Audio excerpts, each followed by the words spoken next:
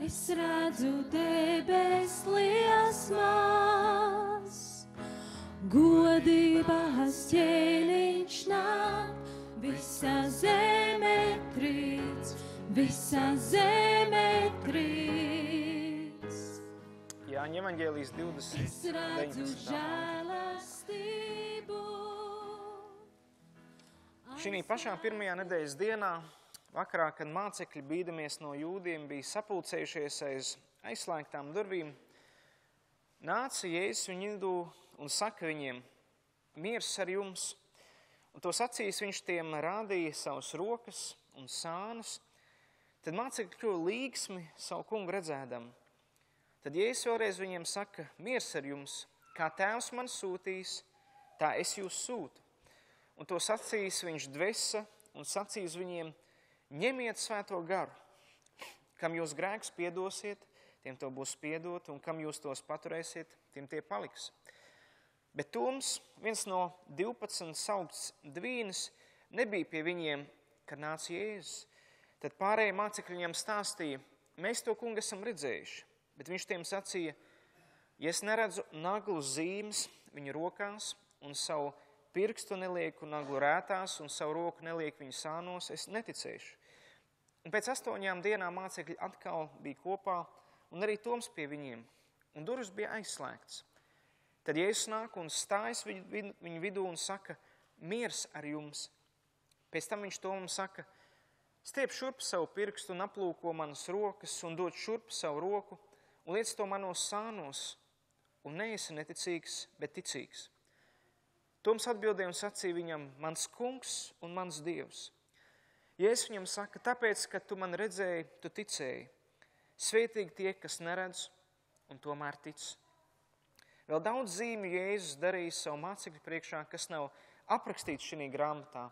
Bet šīs ir rakstīts, lai jūs ticētu, ka Jēzus ir Kristus, Dievdēls, un jūs pie ticības nākuši dzīvību iegūt viņa vārdā. Āmen. Jēzus pēc augšām celšanās saviem mācekļiem vairākas reizes. Un viņi, principā, visi diezgan daudz šaubījās. Pie viņiem atnāca Marija Magdalēna un teica, ka Jēzus augšām cēlies, viņi neticēja. Tad viņš parādījās mācekļiem un viņi ticēja. Bet tad bija kāds Toms saukts dvīnis, kurš šaubījās, kurš neticēja. Kamēr es neredzēšu viņa reālās rētas un brūces, kamēr es nelikšu sev pirkstu, tikmēr es neticēšu, ka viņš ir augšām cēlies. Un Jēzus parādās arī viņam un saka, stiep šurp savu pirkstu un aplūko manas rokas un dod šurp roku un liec to manos sānos, un neesi neticīgs, bet ticīgs. Un Jēzus saka, sveitīgāks ir tas, kas neredz un tomēr tic. Un ticība ir kaut kas, kas mums palīdz turēties pie Dieva. Ticība ir kaut kas, kas nenāk pirmkārt no acīm redzamā. Jo Jēzus runā, kad var ticēt redzot un var ticēt neredzot. Tad ir cilvēks, saka, kamēr es Dievu neredzēšu, tikmēr es viņam neticēšu. Nu, tad gaidi nāves dienu, un tad jau tu redzēsi, bet tad jau būs pa vēlu. Labāk ir sākt ticēt, pirms tu viņu vēl esi sastaps. Un kāds tu esi ticīgais? Vai tu esi ticīgais, kas sāk ticēt tikai tad, kad redz, ka lietas notiek, kad apstākļi, kad ir pierādījumi, un saka, jā, tagad es ticu? Vai tu esi tāds ticīgais, kas tic, pat ja arī tu neredz, ka lietas notiek, bet zinot un pazīstot Dievu, tu spēj viņam uzticēties? Mēs varam būt arī kā šis dvīnis, šis Toms, kad ir reizes, kad mēs tā kā ticam, ziniet, dviņiem ir, dvīnis ir tā kā divas tādas personības, tā kā tāds vienu brīdi, tā kā divi vienā, varētu teikt, dvīnis. Un tas ir tā simboliski, ka arī mūsu ticības dzīve ir tieši tāda līdzīga, ka mēs varam būt kā tādi dvīņi. Jā, reiz, ka mēs ticam, kad ir pierādījumi, un reiz, kad mēs, šaubamies. Mēs esam tādi šaubīgi. Un te ir teikts, ka zīmes, ko Jēzus darīja, viņš darīja speciāli, lai mēs ticētu, ka viņš ir no Dieva nācis, ka viņš ir Dieva dēls. Un interesanti simbols, ka šīs brūces un rētas, tas nav tikai kaut kas tāds, kas ir viņa ķermenī. Bībele saka, ka viņa brūcēs mēs esam dziedināti, ka viņa rētās mēs esam atjaunoti un atbrīvoti. Un tas, ko es gribētu šodien runāt par to, vai tu tici Dieva pārdabiskajam darbam un spēkam. Vai tu tici, ka Dievs var palīdzēt tev kā Dievs? Vai tu tici, ka Dievs var atbildēt tavu lūgšanu? Vai tu tomēr gribi, lai no sākuma viņš kaut ko izdara, un tad tu sāksi ticēt? Jēzus dziedināja daudzus cilvēkus no dažādām slimībām. Un mēs dzīvojam laikmatā, kur viena no lietām, kur mums pietrūkst ticības Dieva pārdabiskam spēkam, ir tieši dziedināšana.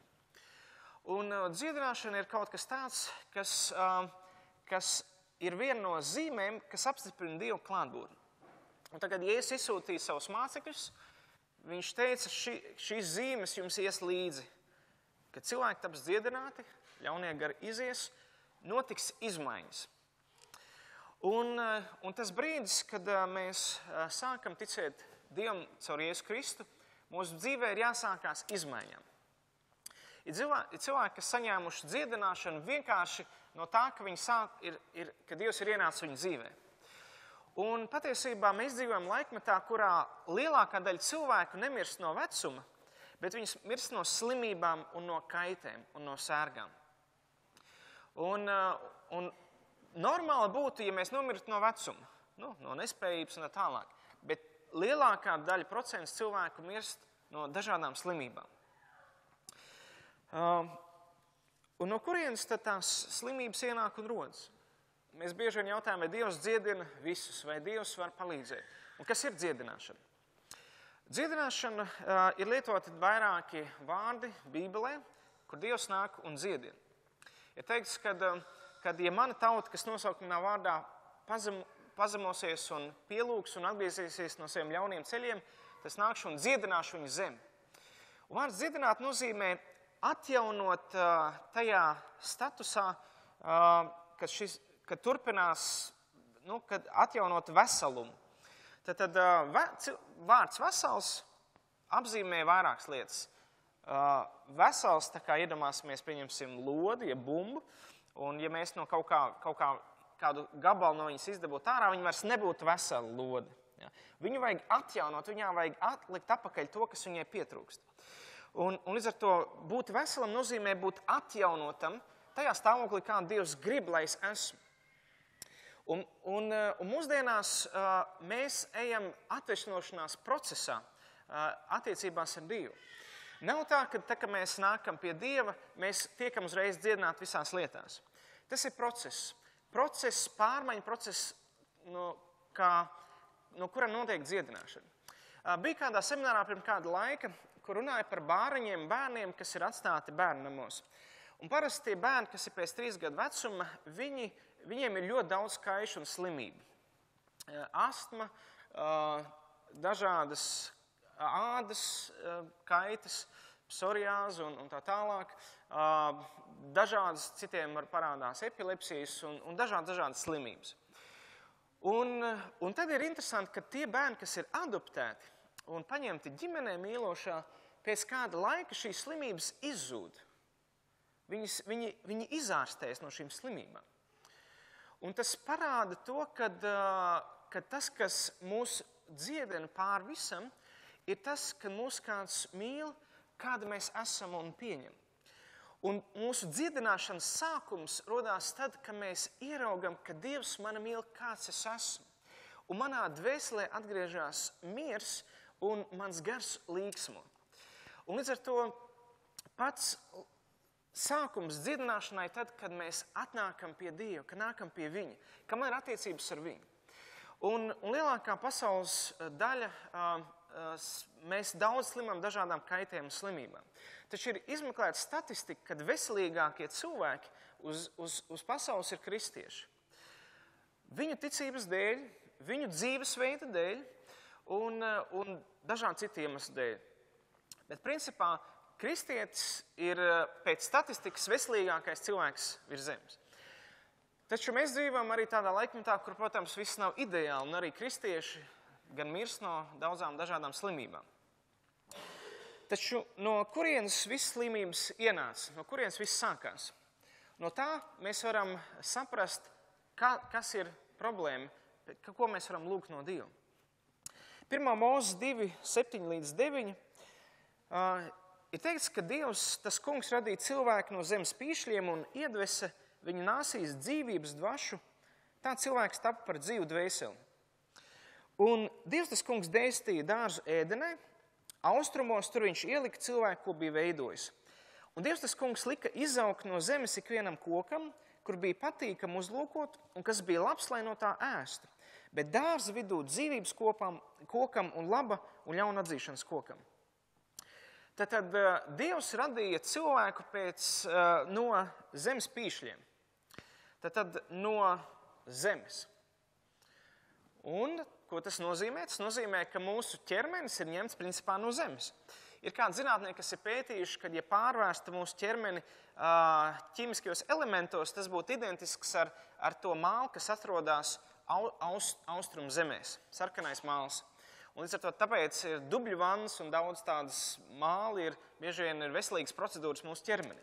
Jo mēs esam no zemes nākuši, mūsu ķermenis ir nācis no zemes. Bet gars, protams, ir no Dieva. Un līdz ar to Dievs iesākumā radīja mūs no zemes. Un viss, kas aug no zemes, tas ir veselīgs. Līdz ar to arī daudzi, protams, pārtiks, teiksim tādu, ne tehnologi, bet diētiski cilvēki saka, ka jo vairāk mēs ēdam dabīgo pārtiku, jo veselīgāk mums ir. Un ir teiks, ka Dievs radīja pat kokus un labus, ka no tiem var ēst. Un līdz ar to mūsu veselība diezgan ietekmē to, ko mēs uzņemam fiziski, bet arī no tā, ko mēs uzņemam garīgi. Un Dievs teica, ka Dievs, tas kungs, dēstīja dārzu Ēdenē un ielikt tur cilvēku. Šis vārds Ēdene nozīmē prieka vieta, Eden. Un tā simbolizē prieks no Dieva klātbūtnes. Un līdz ar to oriģināli cilvēks ir radīts lai viņš staigā Dieva klātbūtnē, lai viņš būtu kopā ar Dievu, lai visu viņa dzīve būtu dalīta ar Dievu. Un līdz ar to tas ir mūsu oriģinālais status, kur cilvēks ir radīts. Līdz ar to mēs bieži vien ļoti labi jūtamies ne tikai ārā dabā, bet jūtamies arī kaut vai ēkā, bet kur ir Dieva klātbūtne. Kuri no jums kādreiz izejot ārā no dievkalpojuma jūtaties piepildīti un pacelāti? Vai jūs varat pacelt roku? Slavu Dievam. Kāda nejūtas? Nekas. Vai šodien varbūt Dievs, tas kungs, piepildīs tavu sirdi? Un līdz ar to Dieva klātbūtne tas, kas mūs piepilda. Nesen domāju par to, kur tad tas ēdienas dārzs atradās. Ja nebūtu Noā plūdi, varbūt mēs viņu atrastu. Bet Noā plūdu dēļ viss ir izdzēsts un izmainījusies ģeogrāfija. Ar to fiziski ēdienas dārzu mēs nevaram atrast. Bet garīgi mēs viņu varam atrast. Tas ir mūsu attiecības ar Dievu. Tā ir mūsu prieka vieta. Un Bībele saka, meklē savu prieku savā kungā, un tad viņš dos pēc kā tavs sirds ilgojas. Taču tas, kas salauza šo labo vietu, šo labo atmosfēru, šo veselību, kas cilvēkam bija grēkā krišana. 1. Mūzes 3, 1 līdz 8 mēs varam par to lasīt. 1. Mūzes 3, 1 līdz 8. Bet čūska bija visviltīgākā no visiem lauku zvēriem, ko tas kungs Dievs bija radījis. Tā teica sievai, vai te tiešām Dievs ir teicis, neēdiet ne no viena koka dārzā? Sieva teica, čūskai mēs ēdam no koku augļiem dārzā, bet par tā koka augļiem, kas ir dārza vidū, Dievs teica, no tā jums nebūs ēst, nec to aiztikt, citādi jūs mirsit. Tad čūska teica sievai, jūs mirt nemirsit, bet Dievs zina, ka tanī dienā, kad jūs no tā ēdīsiet, jūsu acis atvērsies, un jūs būsiet kā Dievs, zinādam labu un ļaunu. Un sieva redzēja, ka koks ir labs, lai no tā ēstu, un ka tas jo tīkams acīm un iekārojums, kad ar gudru viņi ņēma no tā augļiem un ēda un deva arī savam vīram, kas bija ar viņu, un viņš ēda. Tad viņu abu acis tapa atvērtas, un viņi atzina, ka viņi bija kaili, viņi savīja vīģes lapas un taisīja sev gurnu apsējus. Tad viņi sadzirdēja Dieva tā kunga balsi, kas dārzā staigāja dienas vēsumā, un tad cilvēks viņas jau paslēpās starp dārza kokiem Dieva tā kunga priekšā. Cilvēks izvēlas nepaklausīt Dievam, un viņš slēpjas no Dieva grēka dēļ. Un līdz ar to grēks ir kaut kas, kas ienāca un sabojāja, ienāca nāve. Sāka cilvēkos ienākt slimības un sērgas. Tas nozīmē, ka viss iesākās no tā brīža, kad cilvēks atstāja attiecības ar Dievu.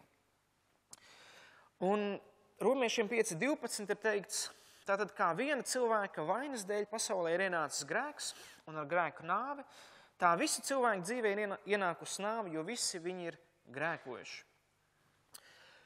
Ir kādi zinātnieki saka, ka cilvēks piedzimstot jau lēnām sāk mirt. Un kaut kas ir izmainījies mūsu ģenētikā tāds, kas mūs ved uz miršanu, nevis uz dzīvību. Un līdz ar to mēs dzīvojam pasaulē, kurā nāve ir visu laiku klātesoša. Mēs katru dienu sastopamies ar nāvi. Un mēs varam pierast pie tā tik ļoti, ka pazaudējam cerību, ka ir dzīvība. Un līdz ar to viens no slimību galvenajiem iemesliem ir grēks sekas. Tas ir garīgs iemesls. Bieži mums liekas, man vajag tās zāles lietot, man vajag aiziet pie tā ārsta un pie tā ārsta. Taču bieži vien problēma nav fiziska, bet garīga.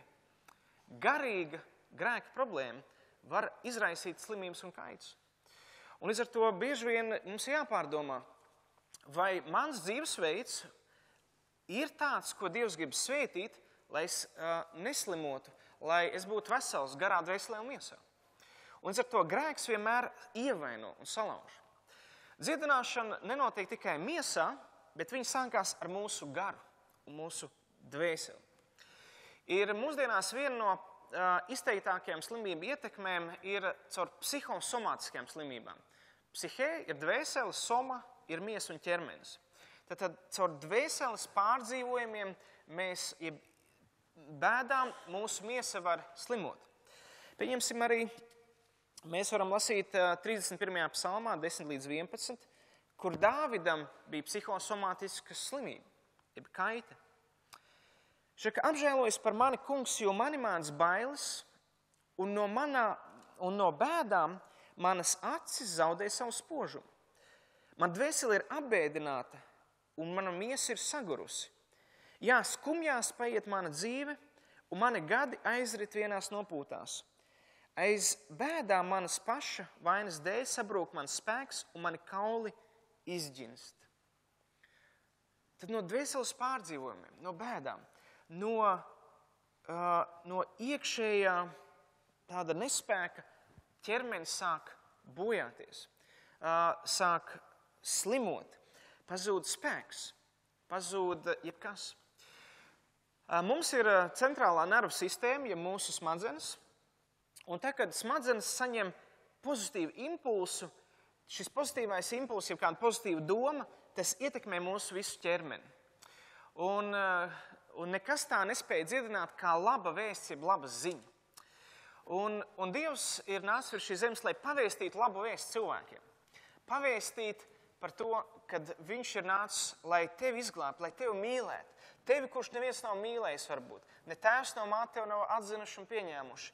Dievs saka, es tevi mīlu. Kāda brīnišķīga ziņa, ka Dievs mani mīl. Vairāk nekā mans tēvs un māte.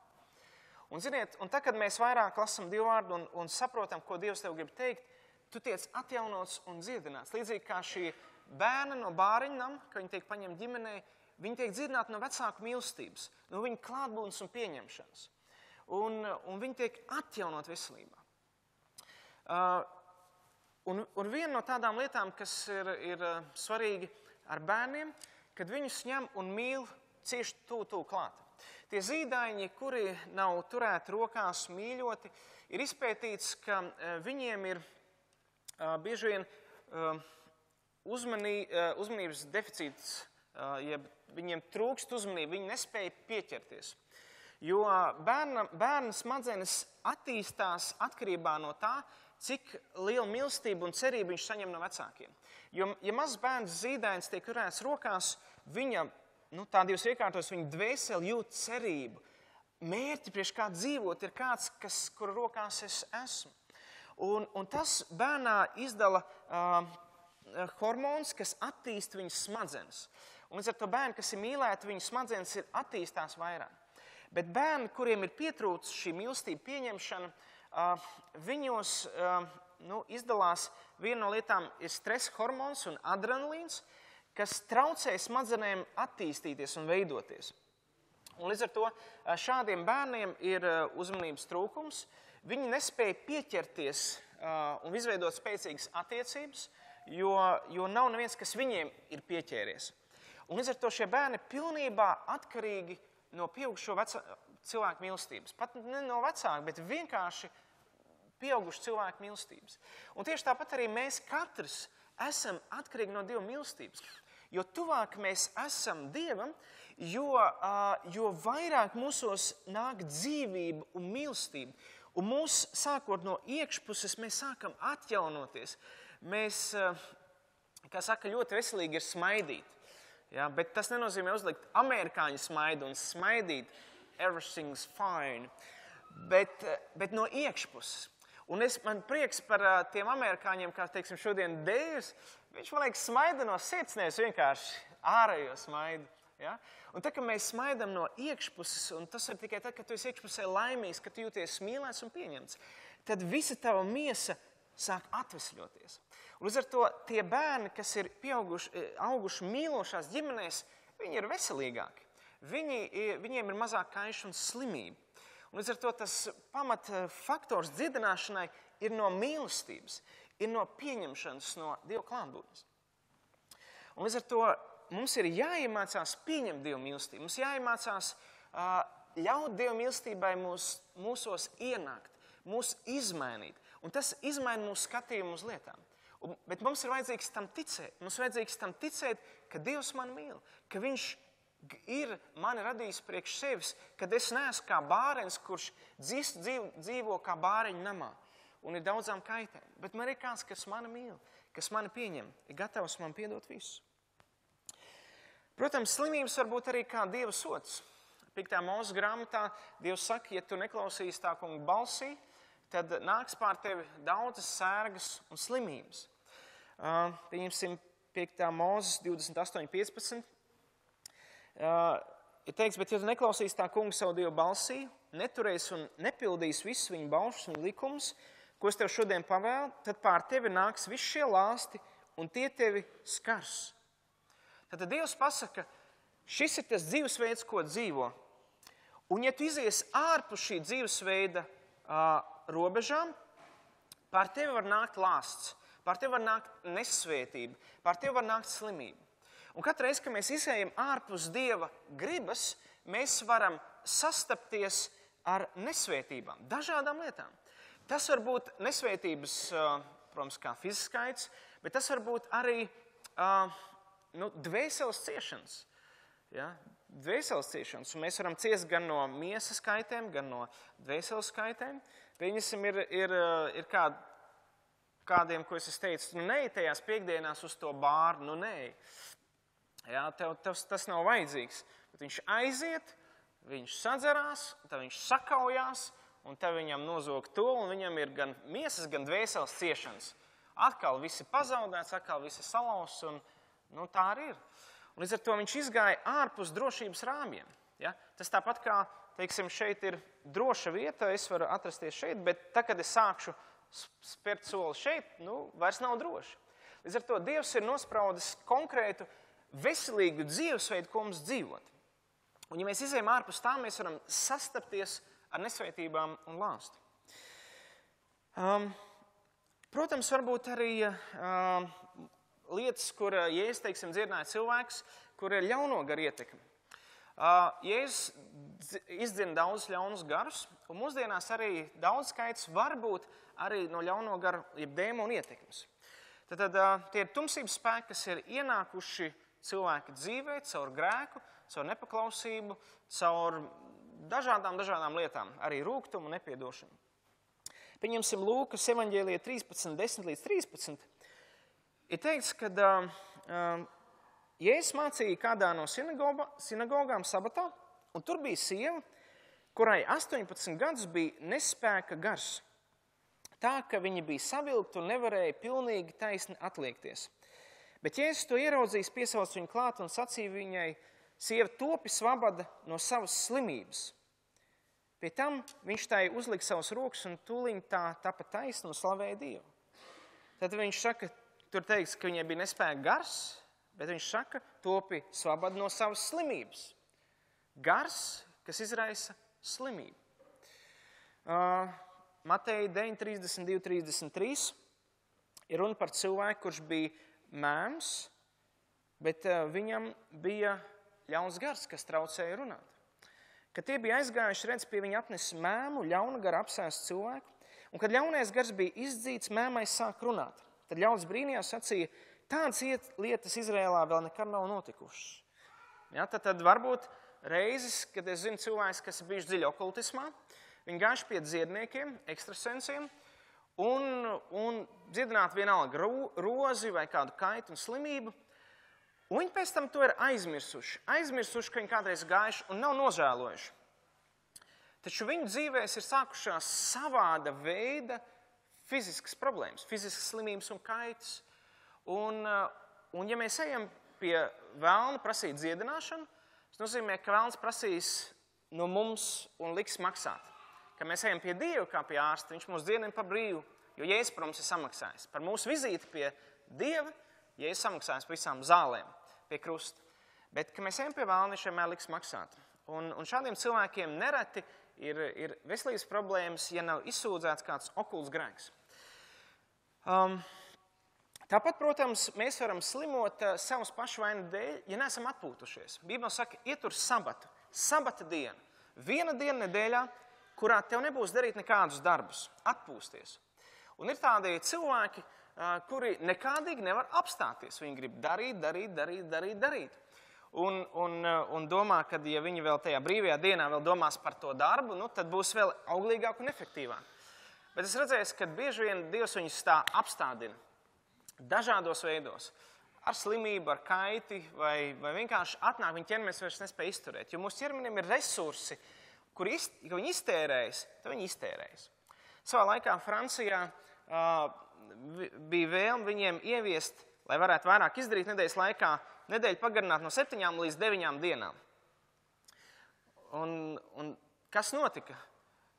Cilvēki sāk slimot un zirgi, ar kuriem tik veikti darbi, sāka mirt nost, viņi vienkārši nespēja izturēt. Jo Dievs ielika nedēļas 7 dienas, nevis 9. Ar to, ja Dievs ir ielicis 7 dienas, tad šis ir tas periods, kur tev jāatrod viena diena, vienalga, kur tā ir, kurā tu atpūtīsies šo 7 dienu laikā. Un tas nav vajadzīgs Dievam, tas vajadzīgs tev. Un līdz ar to varbūt mums kādiem jāpārdomā, varbūt mēs esam ļaušies pārāk lielai pārpūlei. Jo bieži vien mēs nemākam pateikt nē. Mums ir jāapzinās, ka mums ir savi resursi. Un pateikt nē, tas nav nekas slikts, bet tā ir nospraust robeža, ka tā nav mana atbildība, kas man ir jādara. Pieņemsim, ja nevar nest, teiksim, kādu svaru, tad viņu nevajag arī nest. Vajag paprasīt kādam, kurš ir stiprāk, kas var palīdzēt. Taču bieži vien, Padomjas Savienības sievietes ir iemācītas, mēs esam varbūt stipras vai jūs esat stipras, un tas sievietes visu dara, un sievietes tādas lielas, stipras, un tikai pēc tam problēmas, pārstājas vai vēl kaut ko, un arī vīri, protams, noslinko nenāk palīgā, vai ne, gadās. Bet ir labi apzināties savu spējas robežas, Un tā, kad sieviete, pieņemsim, saka, nē, es to nedarīšu, es to nevaru, tas nav sievietes darbs, vai to es nedarīšu, tad vīrietis pēkšņi parāda, te ir iespēja man izpausties. Un viņš nāk un palīdz. Protams, viņš tajā brīdī nedara kaut ko citu. Bet principā vīrietim patīk piepildīt, darīt to, ko neviens nevar izdarīt. Līdz ar to, ja sieviete visu izdarīt, vīrietim nav ko darīt mājās. Bet ja viņš redz, ka viņa sieva to nevar un tas viņu var traumēt, viņš saprot, tā ir mana vieta. Un tad sāk izpausties vīrišķība. Ja? Sievietes, jūs varat ļaut vīrišķībai izpausties. Kad jūs sakat, to es nedarīšu, es esmu sieviete, tas jādara vīrietim. Labi, tad mēs vīri arī sākam. Bet ja sievas iet pa priekšu, dara visu, skrien pa priekšu, tad, ko tad? Tad kurš tad pēc tam jūs ārstēs? Ne?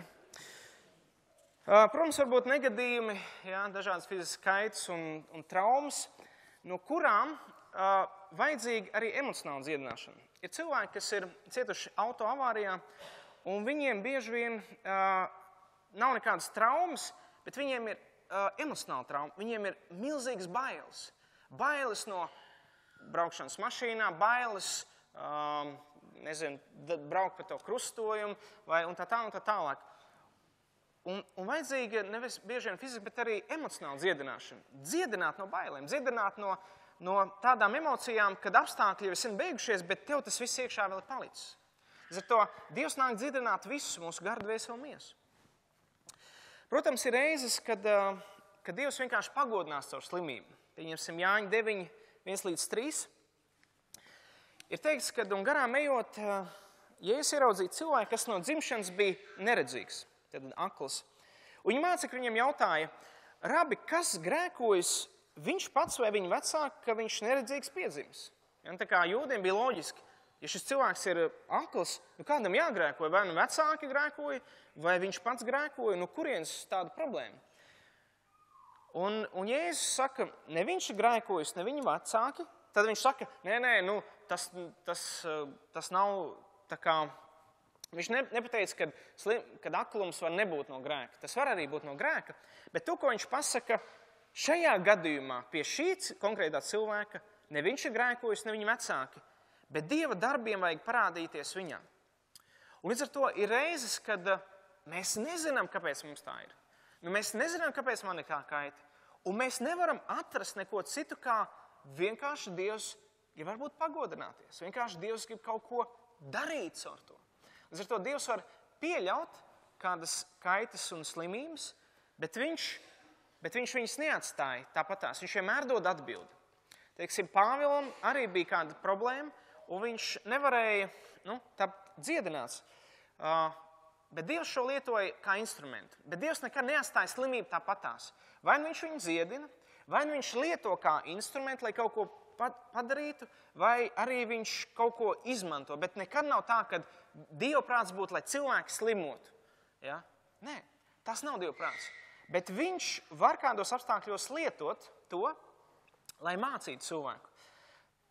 2. Korintiešiem 12:7-9 Pāvils saka, lai es nepaukstinātos īpašo atklāsmu dēļ, man ir dots dzelonis miesā, Sātana eņģelis, lai tas sistu mani, ka netop iedomīgs.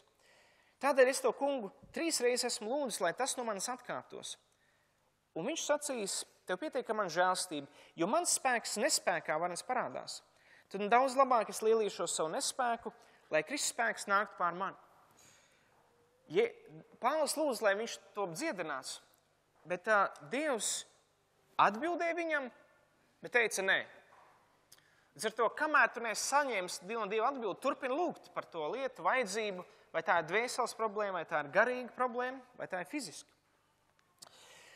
Un 2. Mūzes 15:26 atklājās brīnišķīgs vārds, kas ir Dievs? Kas Dievs ir priekš tevis? Kāds ir tavs Dievs? Par ko mēs tagad runājam un dzirdam? 2. Mūzes 15:26 teikts, ja jūs klausīsiet tā kunga savu Dievu balsī un darīsiet, kas taisns viņa acīs un ievērosiet viņa baušus un turēsiet viņa likumus, tad es pār jums nelikšu nākt tām slimībām, kādām es esmu licis nākt pār eģiptiešiem, jo es esmu tas kungs, jūsu ārsts. Bieži vien mēs saucam, Dievs mans kungs, Dievs mans tēvs, Dievs mans glābējs. Bet vai tu sauc Dievs mans ārsts? Vai tu sauc Dievs, tu esi mans ārsts? Tu esi tas, kas mani spēj dziedināt. Tu esi tas, kas spēj man dot īstās zāles manai problēmai un vajadzībai.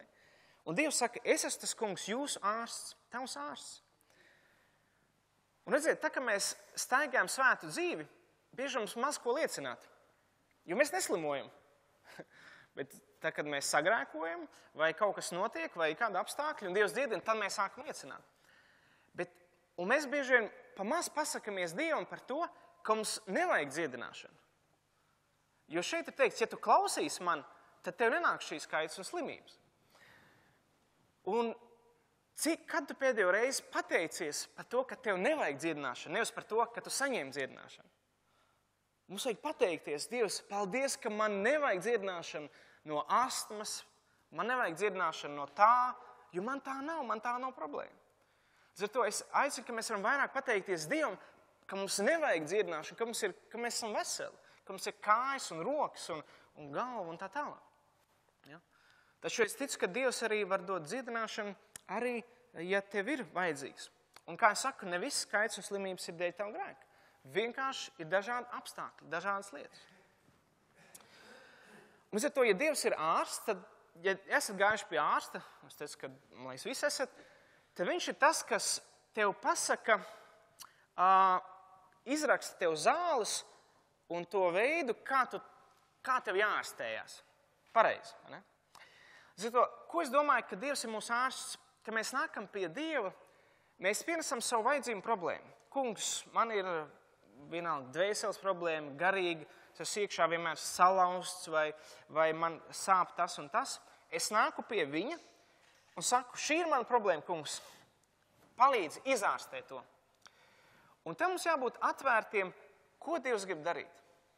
Jo Dievs dziedina dažādos veidos, un no viņa ir atkarīgs, kādas zāles viņš izrakstīs tieši un personīgi tev un tavai problēmai.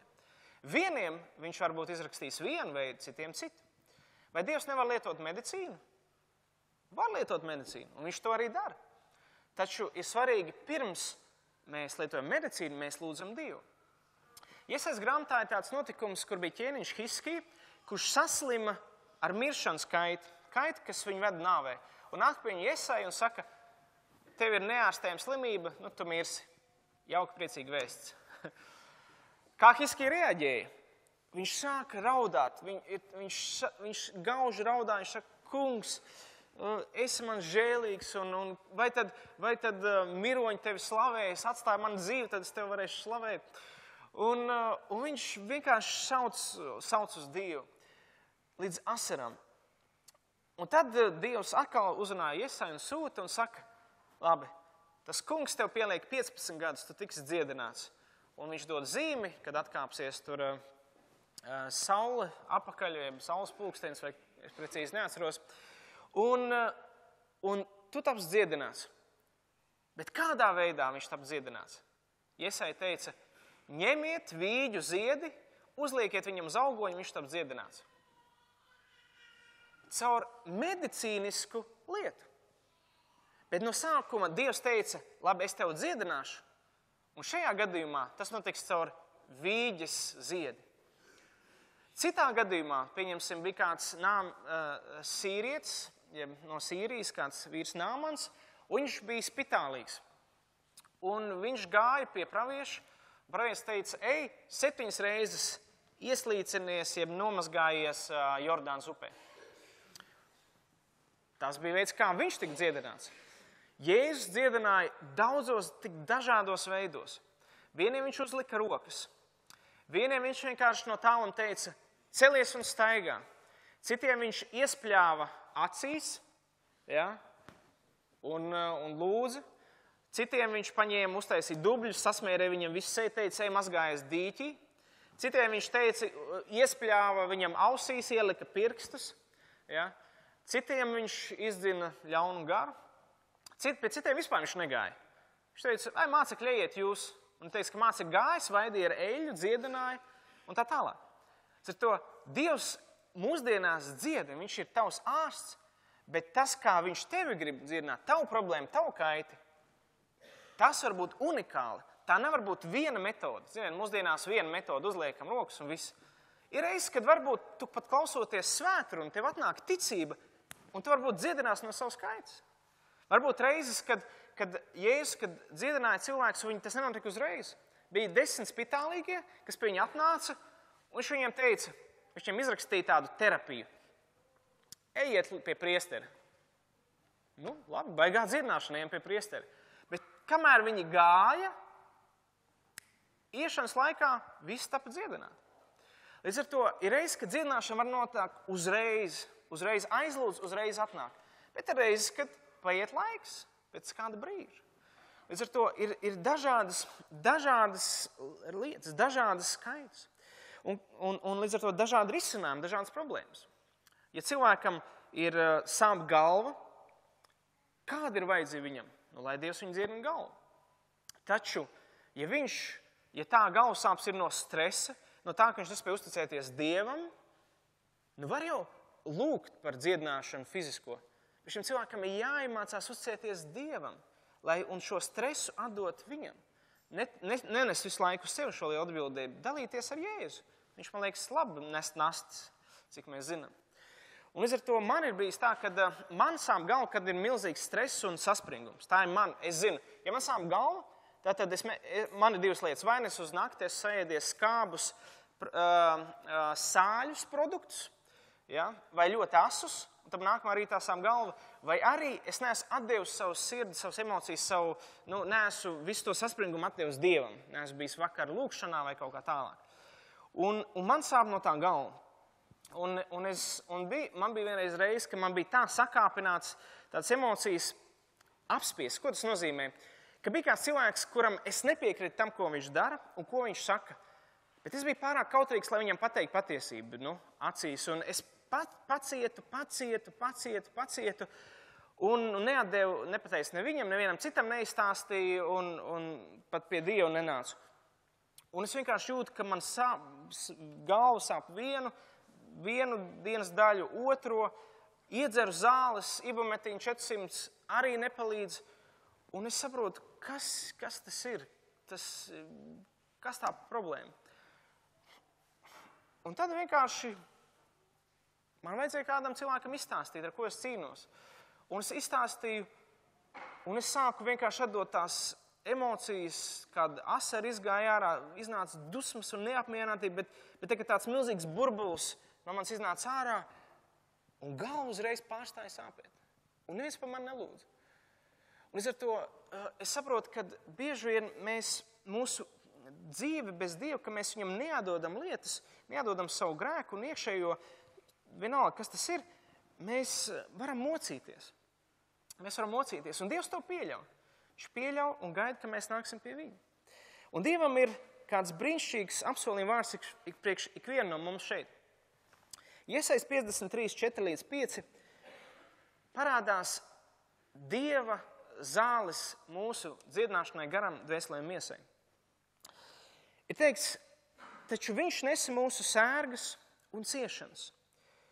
Mūsu sāpes viņš bija uzkrāvis sev. Turpretī mēs viņu uzskatījām par sodītu, Dievu satriektu un nomocītu. Viņš bija ievainots mūsu pārkāpumu dēļ un mūsu grēku dēļ satriekts. Mūsu sods bija uzlikts viņam, mums par atpestīšanu. Ar viņa brūcēm mēs esam dziedināti. Par ko tur ir runa? Kas ir šis cilvēks? Jēzus Kristus. Tad Dievs uzlika ne tikai manus grēkus, bet sērgas, kas ir apzīmē slimības, un sāpes un ciešanas, dvēseliskos pārdzīvojumus. Viņš to visu uzlika uz savu dēlu. Un tas viņu satriedz. Tur tas oriģināli vārds lietots, ka viņš, kur teikts, ka viņš bija uzkrāvis sev, ka viņš bija burtiski aplipināts ar visām kaitēm, kas ir visu pasaules cilvēku kaitēm un ciešanām. Un iedomājies, kas tas par milzīgu, varētu teikt, smagumu, ko Jēzus nes pie krusta. Un līdz ar to viņš var nākt glābt un dziedināt. Un grieķu valodā ir tāds vārds sozo, kas apzīmē glābšanu, apzīmē arī dziedināšanu, apzīmē arī atbrīvošanu. Un tā ir dziedināšana no grēka un visām grēka sekām. Atbrīvošana no visām sekām. Un līdz ar to tas ir kaut kas tāds, ko Jēzus nācis darīt. Un līdz ar to, un tas ir process. Pāvils kolosiešiem vēstulē saka, novelciet veco cilvēku, viņa darbus, un apģērbiet jauno cilvēku un viņa darbus. Un šī frāze lietota grieķu valodā tādā terminā, kas apzīmē nevis viena noģērbu un uzģērbu jaunu, un visu tu esi pārģērbts, bet tādā formā, ko sauc par aoristu, kad ģērbdams noģērb un apģērbdams uzģērb. Tas, piemēram, es novelku žaketi, uzvelku jaunu žaketi, novelku zeķi, uzvelku jaunu zeķi, novelku šlipsi, uzlieku jaunu šlipsi. Tas ir process, kurā es gabalu pa gabalam noģērbu un jaunu kaut ko apģērbi. Un to viņš saka kristiešiem, kas jaunpiedzimuši no augšienes. Ko tas nozīmē? Tas nozīmē, tā, ka mēs nākam pie Kristus, mēs atgriežamies pie Dieva, mums Dievs dod svēto garu, mēs atjaunam attiecības ar viņu. Bet šis dziedināšanas process, atjaunošanās process ir ilglaicīgs. Tas nenotiek vienā brīdī. Tāpēc netiek cilvēki uzreiz dziedināti, ka viņi saņem grēku piedošanu no visām kaitēm. Tas bieži vien ir process, kur katru lietu atsevišķi nesot, saliekot pēc Dieva kārtības, ieraugot, ko es darīju nepareizi, izsūdzi, sāc dzīvot pēc tā, atkrīt kāda lieta un problēma. Atceros, kad savā laikā, man liekas, Rolands liecināja, kad tev bija alerģija pret metālu. Jā, un līdz ar to nevarēja aproces nesāt sudrabu. Un tas netika viņš dziedināts no tā uzreiz pie pestīšanas. Bet esot laikā, kaut ko nesot Dievu priekšā, lūdzot, izsūdzot, pēkšņi pazud tā alerģija. Ja. Māris Gāls liecināja, ka tev bija cita ādas problēma, psoriāze. Arī kaut ko Dievam atdodot no vecās dzīves, pieņemot to jauno, ko Dievs dod, pazud vēl kaut kādu kaitu. Un tas ir process. Līdz ar to nenotiek dziedināšana tā uzreiz, bet katru reizi atjaunoties savā prātā, pieņemot Dievu, grib nomainot savu veco domāšanu, vecām lietām, veco dzīvesveidu, katru savu darbu, es atjaunojos un dziedinos. Un tas ir dziedināšanas process, kuram Jēzus mūs ved cauri visas dzīves garumā. Visas dzīves garumā. Līdz ar to tas ir kaut kas tāds, kas ir process lēnām. Lēnām, balstoties no tā, cik ļoti es meklēju Dievu, cik ļoti es visu savus dzīves sfēras pakārtoju Dieva gribai, cik ļoti es tuvinos viņam. Ja? Un līdz ar to tas ir tāds process, un mēs nezinām, no kura problēma, no kurienes mums ir ienākusi. Un līdz ar to slavu Dievam, kad viņš nāk mūs dziedināt. Taču kāda ir tava un mana atbildība dziedināšanas procesā, lai Dievs varētu to darīt? Pirmkārt, ticēt viņam, ka Dievs grib tev palīdzēt, ka Dievs grib izmainīt tavu dzīvi, arī tavu raksturu. Ja? Ziniet, ka mēs nākam pie Dieva, mūsu raksturs nav pats ideālākais. Ja? Mēs bieži vien esam egoisti, mēs neiemācamies dzīvot priekš Dievu, mēs visu dzīvi esam dzīvojuši priekš sevis. Bet, kad mēs nākam pie Dieva, man jāiemācās, man tagad jādzīvo saskaņā ar viņa prātu, nevis tikai savām vēlmēm un kārībām. Un līdz ar to mums ir jātic, ka viņš ir. Un šis neticīgais Toms, viņš teica, kamēr es neredzēšu, kamēr viņš pats neparādīsies manā priekšā, tikmēr es neticēšu. Un to laiku Toms visu laiku staigāja neticībā. Un viņam Dievs neko nevarēja palīdzēt. Neticība bloķēja arī Jēzus darbu. Marka 6, 1-6 ir teikts, ka viņš nāca savā pilsētā, un viņa mācekļi viņam gāja līdzi, un kad sabats nāca, viņš sāka sinagogā mācīt, un daudz viņi dzirdēdam izbrīnījās un sacīja, no kurienes viņš to ņēmis, un kas tā par gudrību, kas viņam dota, un kā tāda brīnuma nāk no viņa rokām. Un vai viņš nav Namdaras, Marijas dēls, un Jēkabu, Jāzepu, un Jūdas, un Sīmaņa brālis, un vai viņa māsa nav šeit pie mums? Un tie ņēma apgrēcību pie viņa. Apgrēcinājās, tā kā nicināja viņu. Tas Jēzus, mēs taču viņu zinām. Bet Jēzus tiem sacīja, pravietis nekur nav mazāk cienīts kā savā tēvzemē, un savos rados un savās mājās. Un viņš tur nevienu brīnumu nevarēja darīt, tikai vien retiem vājiem viņš rokas uzlika un tos dziedināja. Un viņš brīnījās par viņu neticību. Viņš tur nevienu brīnumu nevarēja darīt. Viņš nebija spējīgs izdarīt brīnumu viņa neticības dēļ. Un līdz ar to atmosfēru, kurā mēs esam, ļoti nosaka to, vai mēs kaut ko varēsim darīt vai nē. Pieņemsim, ja esat kādreiz bijuši kādās sapulcēs, nezinu, vai darba sapulcēs, vai kur atmosfēra ir tāda, ka tu nevar būt brīvs, ka tu esi uz nažiem, ka tik kaut ko ne tādu nepateikt. Un atmosfēra nav radošām idejām, bet viņa tāda piespiesta, tāda, viss nāk tik grūti. Vai ir atmosfēra, kur atkal ir visi viens otru pieņem, visi mīloši, un sāk rasties jaunas idejas, ir uzticēšanās, ir brīvība, un no turienes sāk rasties dzīvība. Un līdz ar to arī atmosfēra, kurā valda neticība, ne, Dievs nevar dziedināt, tas ir pagājis jau beidzies ar apustuļu laikiem un viss pārējais šīs filozofijas. Cilvēks nolaupa sev dziedināšanu. Ir cilvēki, saka, ne, mūsdienās Dievs dvēseles nedziedina. Viņš nolaupa sev dvēseles dziedināšanu. Cilvēks saka, nē, kad Dievs jau mūsdienās man jau tur nevajag izstāstīt visas vecās lietas, jo es esmu brīvs Jēzu Kristu, amen. Nu tad dzīvo šīm lietām. Ar to veco savu domāšanu, veco kaiti. Es labāk viņu atnesu pie Jēzus, pie savu ārstu un saku, Dievs, šis man joprojām nomok, es nekādīgi to nespēju aizmirst, kas manā pagājušā dzīvē noticis. Es viņu atdodu to tev. Viņš saka, paldies, noliek pie krusta, un es esmu dziedināts. Viņš man dod jaunu veselību, dod jaunu atjaunot spēku. Līdz ar to pārdomāsim, vai mēs neapslāpējam Dieva dziedināšanu mūsu dzīvēs. Caur savu neticību, caur savu atziņu, caur vienkārši tādu nicināšanu. Būsim ļoti aizdomāsimies par to.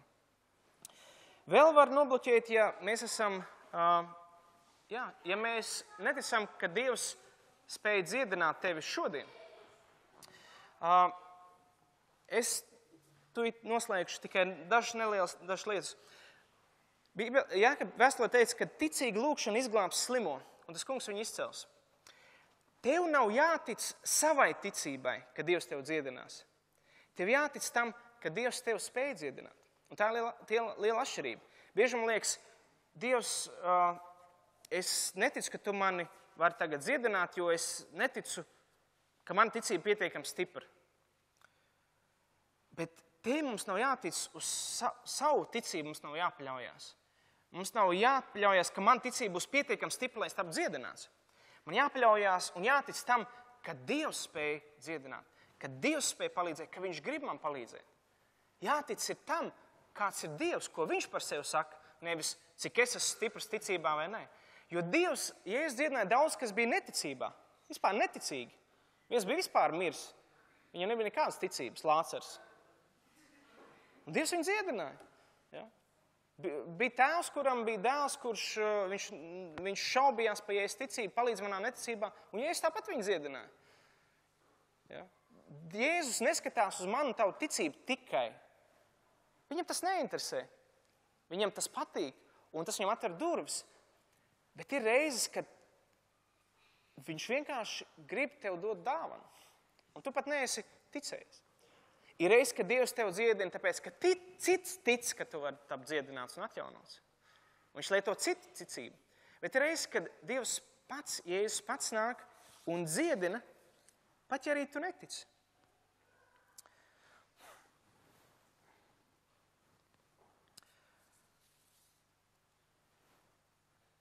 Ja tu vēlies dzīvot Dievam patīkamu dzīvi, ja tu vēlies viņam sekot, tu vari nākt pie viņa un lūgt pēc dziedināšanas, jebkurā laikā. Jēzus brūcis ir tavu dziedināšanu. Taču Marka 11, 25, 26 ir teikts, ka mūsu grēki var netikt piedot, ja mēs nepiedodam citiem. Un ka jūs stāvat Dievu lūgdam, tad piedodiet, ja jums, kas ir pret kādu, lai arī jūsu tēvs, kas ir debesīs, jums piedod jūsu pārkāpumus. Bet ja jūs nepiedodat, tad arī jūsu tēvs debesīs jūsu pārkāpumus nepiedos. Un viens no lielākiem saspringumiem, kas tīri ķermenī un dvēselē ir nepiedošana un ienaids uz kādu cilvēku. Tas traucē Dieva dziedināšanai atnākt, jo tas ir kā mūris, kas ir aplikts apkārt un Dievs netiek klāt. Tev ir jāatver savas durvis. Ir svarīgi arī gaidīt un ticēt un cerēt uz dziedināšanu, vēlm būt veselam un tajā pat laikā arī apliecināt. Nevajadzētu nekad teikt, es ticu, ka Dievs var dziedināt, bet ne jau ne mani. Dievs man dziedinās, bet ne jau tagad. Kā tu zini, kurā laikā viņš dziedinās? Mums nevajadzētu, Bībelē saka, ja mēs sirdi ticam, mums ar muti vajag apliecināt savu ticību. Nevis mēs ar sirdi ticam un ar muti apgāžam. Ja? Dievs, es ticu, ka tu vari dziedināt, un es esmu atvērts tavai dziedināšanai, tavām pārmaiņām manā dzīvē. Vienalga garīgā, dvēseliskā vai fiziskā. Līdz ar to nenorādīsim ārstam, kādas zāles mums jālieto. Bieži vien cilvēki aiziet pie ārsta, saka, man ir tā un tā problēma, izrakstiet man šīs zāles, man vajag recepti. Bez jums es recepti nevaru dabūt. Tas slimnieks, kas pats sev grib ārstēt. Bet, kad mēs nākam pie Dieva, mēs nesam savu problēmu un atstājam viņam, Dievs, kā tu man gribi dziedināt? Tā, šādi, vai šādi. Gaidi no viņa. Katrai dziedināšanai var būt Dievam savs veids. Bet tava atbildība ir ticēt. Ticēt tam, ka Dievs tev grib palīdzēt, grib nākt pie un tev žēlot. Un ja vecajā derībā Dievs apsolīja dziedināšanu no tā, cik cilvēki, varētu teikt, pildīja bauslību un viņi upurēja dzīvniekus, lai salīdzinātu grēku, tad mūsdienās jaunās derības laikā mums ir jau upurēts par tevi un mani Jēzus Kristus. Un ar viņu brūcējiem mēs varam tapt dziedināti. Tas ir tas, caur ko Dievs apsola tev dziedināšanu. Ja tu nāc pie Jēzus Kristus, ja tu meklē viņu, viņš var tev dziedināt no tavas skaitas, no jebkuras tavas problēmas. Līdz ar to tici, paļaujies uz viņu un lūdzu. Lūdzu un meklē. Un mēs ik viens varam lūgt, ja mums ir mājās bērni slimi. Mēs varam lūgt par viņiem, jebkurš, kurš ir ticīgs cilvēks. Jēzus arī dziedināja arī neticīgs cilvēks, starp citu. Ja? Bija vairāk neticīgi cilvēki, kas tāpat dziedināti. Ja, līdz ar to mēs varam lūgt par neticīgiem cilvēkiem. Nav mums obligāti jāsaka, nožēl grēks, un tas tev par lūkšu. Varbūt ir reizes, kad Dievs dziedina, un viņi atgriežās. Apstuļu darbos. Pāvils aizbrauc uz Maltu, un tur viņš dziedina viena ierēģņa tēvu, un visi iedzīvotāji sāk nākt. Viņi taču nebija kristieši, bet viņš viņiem lūdza viņu tapt dziedināt, un ar to viņi nāca pie ticības. Ar to neierobežosim, par ko mēs varam lūgt, kā mēs varam lūgt. Mēs vienkārši nākam pie sava ārsta Dievu, nesam savu vajadzību problēmu un lūdzam. Vienalga, vai tā ir garīga, vai tā ir dvēseliska problēma, vai tā ir fiziska problēma. Dievs ir tavs ārsts, un Jēzus brūcējs tevi sagādā dziedināšanu. Amen? Mēs nāksim Dievu priekšā.